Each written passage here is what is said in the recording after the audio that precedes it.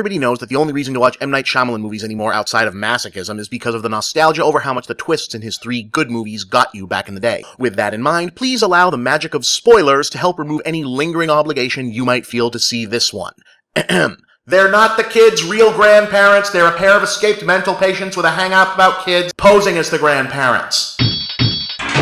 Holy piss-slathered, crusted-over crap on a crutch has 2016 offered up an embarrassment of contenders for the title of Year's Worst Movie, and now with The Visit, reigning Year's Worst champion M. Night Shyamalan has, like a late 90s Hulk Hogan, realizing someone else might have a more memorable angle right at the moment, muscled his way to the front and declared, "You think you know shit movies? I'll show you a shit movie." In fact, since I've already done you the courtesy of spoiling the twist, allow me to now also spoil the one reason people will be talking about this latest eyeball molestation from the last shitbender. The film takes great, elaborately telegraphed pains to remind us that one of our heroes has a paralyzing phobia of germs, while one of our villains wears adult diapers because of chronic incontinence. During the climactic showdown, and folks, I am not making a word of this up, said bad guy removes his used diaper, monologues for a bit, and then shoves the business end of his mess into the kid's face. Just so we're clear, this isn't a tension-relieving scatological gag or a moment of offbeat weirdness. The Visit has been methodically building up to this scene. This is meant to be the scene of this movie. The Visit's equivalent to Jaws emerging from behind Brody or the chestburster popping out in Alien. It feels every bit like Shyamalan trying and failing to ape the gag reflex horror of an Eli Roth movie, but it lands with a thud as the shame of Pennsylvania here finally achieves the perfect metaphor for the state of his career across the last 6 to 7 miserable films, smushing a pile of shit into the audience's face and declaring it a cinematic tour de force. This is cliche enough to be in one of his movies at this point, but I've gotta say it. Is there any universe where M. Night Shyamalan is not the biggest disappointment in the history of post-1970s American film? Seriously, once upon a time, the Indian-American answer to Irva Bull here hit 3 home runs in a row and had serious-minded people actually calling him the next Spielberg, and then with his very next project, he set off on a path of film after film that would have easily qualified as a career-ending celluloid aneurysm from anyone else in the business. His continuing existence as an employable filmmaker, though,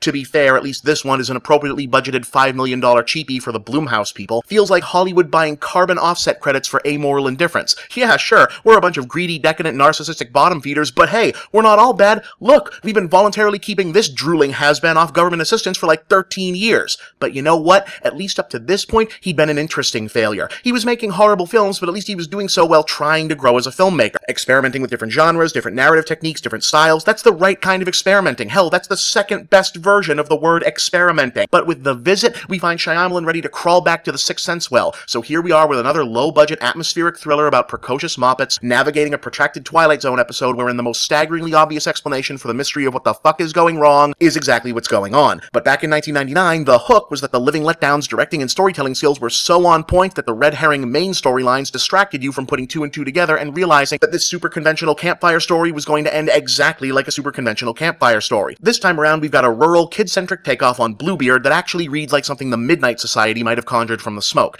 2 kids head off to spend the weekend at the isolated farmhouse of the grandparents they've never met or even seen, owing to the unnamed unpleasant circumstances regarding their mother's departure. They seem like a sweet old couple, but also exhibit strange behaviors that at first seem to be common psychological quirks of senior citizens, but then grow increasingly erratic to the point that it's clear that something is afoot and the kids are trapped with 2 extremely dangerous people. Unfortunately, we can now see that it wasn't just stretching beyond his comfort zone that led to M. Night's fall from grace years ago. He really has pissed away every droplet of talent he ever apparently possessed. This is not a bad setup for a thriller. The basic idea of adding a one step farther into horror layer to the common experience of being a child staying with a familiar, but not that familiar relative and being weirded out by their quirks or the environment is a solid pitch that the Shyamalan of The Sixth Sense should have knocked out of the park. But all the necessarily filmmaking 101 techniques that could have turned The Visit into at least a passable Goosebumps episode elude him here, completely. The plot mechanics required to make sure that no one can possibly identify the imposters either firsthand or by evidence is so obvious and convoluted you can't help but notice it and immediately figure out the twist and negate all tension pretty much within 10 minutes. The need to build to this twist by downplaying the villains robs them of even a remote level of menace. There's never any question that our monsters could be beaten to death by an 11-year-old, so when that's exactly what happens, it's devoid of any real impact. Oh, and on top of all that, it's a fucking found footage movie, in case you were thinking your hypothetical viewing experience was missing the prospect of a needle through the other testicle. Yeah, that's supposed to be the big no, look over here, twist-protecting diversion to this one. The older sister is a wannabe filmmaker documenting her week, allowing characters to talk directly to the camera, monologue about the big themes of guilt, loss, and familial abandonment, and allowing Shyamalan to hang lampshades all over the place about mise-en-scene, denouement, pacing, and use of music to excuse all of his techniques from being as blunt and obvious as possible. And none none of it fucking works. Even outside of the twist, there's nothing happening here worth watching. Only one of the cheap jump scares hits, barely. The kids are insufferable, and you can't even make the familiar horror of common situation stuff work. All the potentially interesting psychological thriller stuff you could do about misunderstood human behavior or unfamiliar environments gets tossed aside in favor of exaggerating someone's broad list of weird, gross stuff about old people, into horror movie cliches. Seriously, this might be the most anti-older person movie ever made, propping up tired senior stereotypes repurposed as horror iconography to the point that it feels like out-and-out bigotry, like The Visit approaches old people the way Birth of a Nation approached black people. Seriously, AARP should totally protest this movie, and if they do, I'll march with them.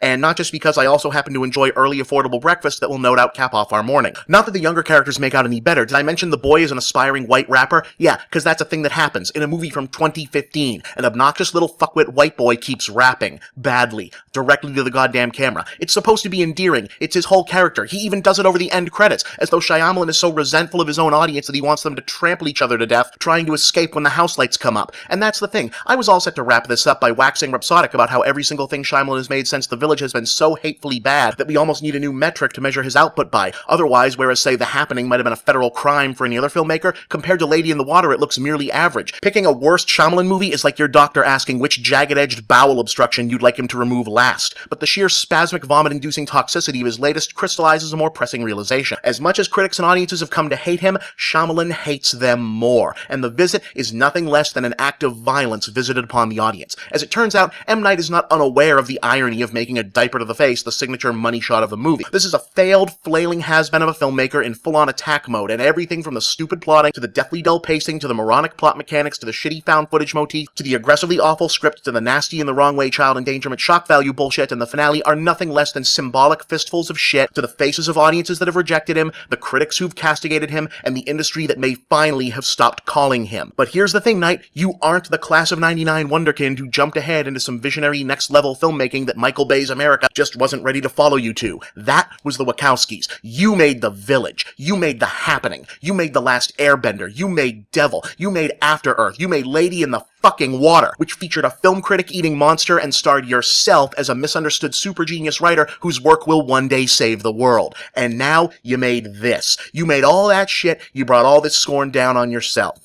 And the movies didn't go over anyone's head, nobody misunderstood anything, no critic turned up their nose as you boldly subverted narrative convention. You, as it turned out, aren't really that interesting. All the garbage you've been farting out for the last decade and change has been safe, soft, middlebrow popcorn pablum, and you couldn't even do that right. You did this to yourself, and you got only yourself to blame. What a twist. Now how about you take your metaphorical shit-filled diaper of a movie and shove it in your own face?